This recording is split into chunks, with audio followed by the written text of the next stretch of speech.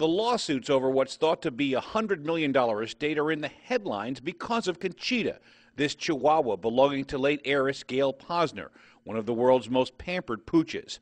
Much of that estate was left to employees and charities, but Posner's son, Brett Carr, is suing over what he claims is a conspiracy to deprive him of his inheritance. One bone of contention, $3 million left in a trust to take care of 3 animals. He is outraged. He feels he's been totally taken advantage of, totally abused.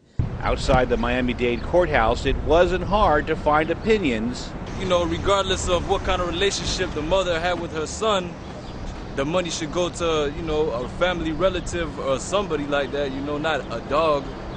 You know, what is a dog going to do with the money? Because now you're going to have attorneys duking it out over who gets the money, the dog or the son. And it is going to be one of those emotional things where logic would dictate that the son would get the inheritance and maybe a small sum of money towards the care of the animal, but not the entire estate left in the name of an animal. And I feel bad for the attorney that has to argue on behalf of the dog. Of course, a dispute over Conchita the Chihuahua raises an interesting legal question. Is it legal to actually leave your estate to an animal?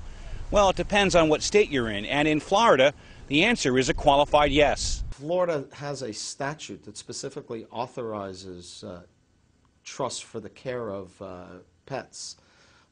It's one of the minority of states that has that. Expert Frank Adams says Posner's will appears carefully drafted, since the money also goes to maintaining this exclusive mansion on Miami Beach, where the dogs now live.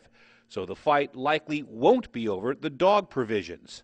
The pet trust is really, I don't think, his ultimate goal. I'm sure he has much bigger goals than that. The son is suing the bank and others who manage the trust. The bank declined comment, but the son claims Posner was manipulated by her employees while battling the cancer that took her life. She was easily, inappropriately induced.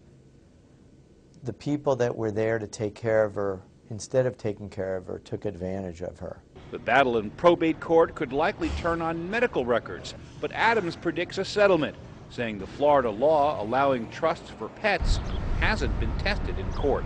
Tony Winton, The Associated Press, Miami.